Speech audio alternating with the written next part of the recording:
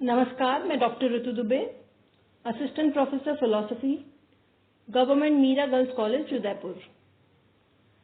आज मैं BA honours philosophy second year के थर्ड पेपर एथिक्स नीति शास्त्र को पढ़ाऊंगी और आज का हमारा विषय है मनोवैज्ञानिक सुखवाद, साइकोलॉजिकल हेडोनिज्म।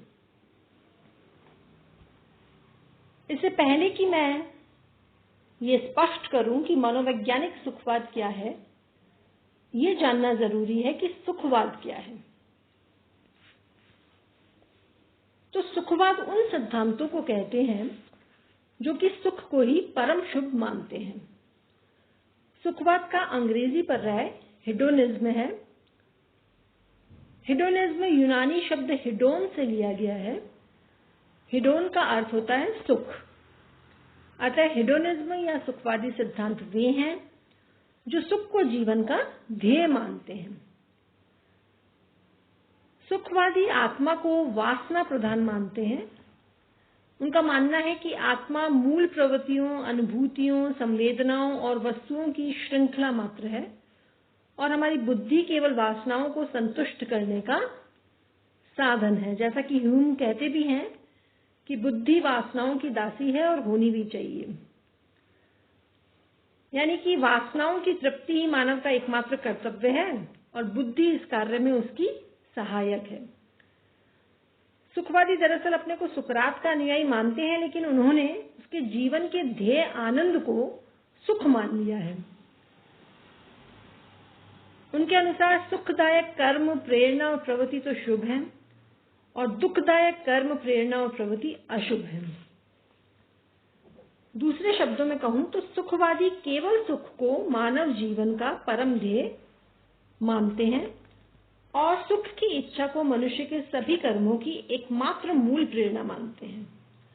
सुखवादी का यह मानना है कि मनुष्य के लिए सुख या आनंद के अतिरिक्त अन्य कोई वस्तु अपने आप में शुभ नहीं है, क्योंकि सभी परिस्थितियों में उसके समस्त कर्म सुख प्राप्ति की स्वाभाविक इच्छा से ही प्रेरित होते हैं।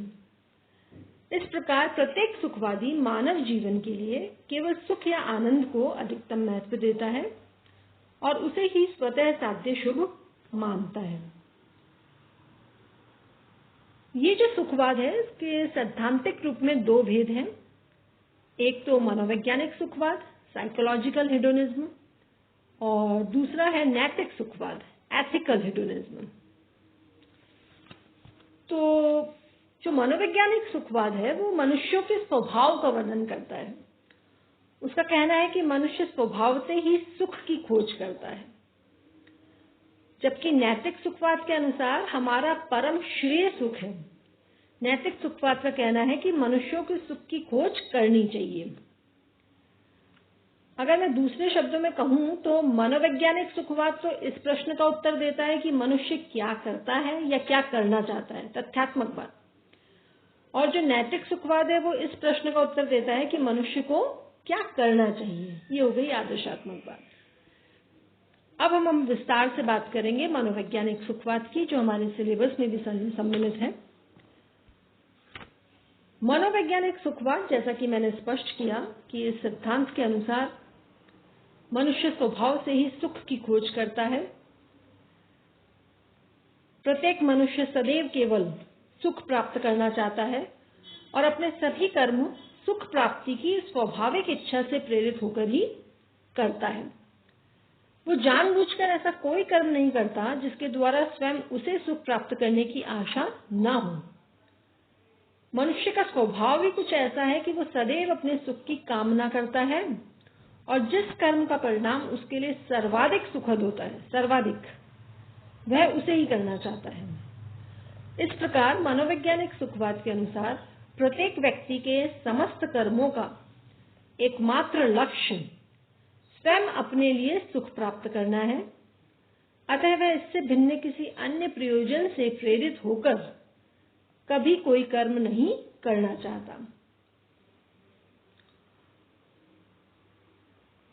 प्रत्येक व्यक्ति, मनोवैज्ञानिक सुखवाद ये भी कहता है कि प्रत्येक व्यक्ति उस वस्तु को चाहता है जो उसे सुख देती है और वह उसे केवल सुख के लिए ही चाहता है। अब ये एक महत्वपूर्ण बिंदु है कि वो कहते हैं कि प्रत्येक व्यक्ति उस वस्तु को चाहता है जो उसे सुख देती है, और वह उसे केवल सुख के लिए ही चाहता है। कहने का अभिप्राय ये है कि जो वस्तुएं हैं वो स्वयं साध्य नहीं है, बल्कि वो तो सुख की साधन मात्र है ना। वस्तुएं तो हो गई साधन मात्र, और साध्य क्या हुआ? सुख। जितनी भी वस्तुएं वो चाहता है वो सुख के लिए ही तो चाहता है, इसलिए सुख जो है वो स्वयं साध्य है, बाकी सारी वस्तुएं तो उसकी साधन मात्र है जिससे कि सुख प्राप्त हो सके। सुख ही हमारी इच्छाओं का स्वाभाविक लक्ष्य है, इसमें मनोवैज्ञानिक सुखवाद का दृढ़ विश्वास है। सिरेनिक्स और एपिक्यूरियंस, ये जो दो विचारधाराएं हुई वो इस मत के समर्थक हैं। इसके साथ ही बैंथम और मिल भी सुख को ही एकमात्र श्रेय समझते हैं। बैंथम का एक बहुत ही फेमस वाक्य है इस संबंध में। वे कहते हैं कि प्रकृति ने मनुष्य को सुख और दुख नामक दो सर्वशक्तिमान स्वामियों के अधीन रखा है। उनको ही ये संकेत करना है कि हमें क्या करना चाहिए और हम क्या करेंगे। ऐसे ही मिल कहते हैं कि किसी वस्तु की इच्छा करना और उसको सुखदायक पाना, ये दोनों सर्वथा एक ही बात है, एक ही तत्व के दो रूप हैं। या यूं कहें कि एक वस्तु को वांछनीय समझना और उसको सुखकर समझना एक ही बात है, समान बात है। तो इस प्रकार बैंथम के समान मिल भी सुख को ही एकमात्र श्रेय समझते हैं, और मिल ने तो एक कदम आगे बढ़ के कहा है कि जो ज्ञान, सौंदर्य और धर्म है वो भी सुख का साधन मात्र है। बैंथम के विचार से कि प्रत्येक व्यक्ति वास्तव में सदैव केवल सुख की इच्छा करता है, अतः सुख अपने आप में शुभ या वांछनीय है। हम अन्य सभी वस्तुओं की इच्छा भी सुख के साधन के रूप में ही करते हैं, इसी कारण वे अपने आप में शुभ या वांछनीय नहीं हो सकती।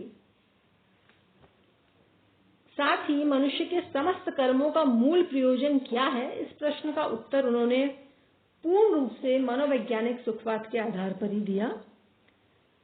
वे कहते हैं कि प्रत्येक व्यक्ति के सभी कर्म अपने लिए अधिकतम सुख प्राप्त करने और दुख से बचने की इच्छा से ही प्रेरित होते हैं, और इसी आधार पर, इसी मनोवैज्ञानिक सुखवाद के आधार पर समस्त मानवीय कर्मों की व्याख्या करते हैं हम।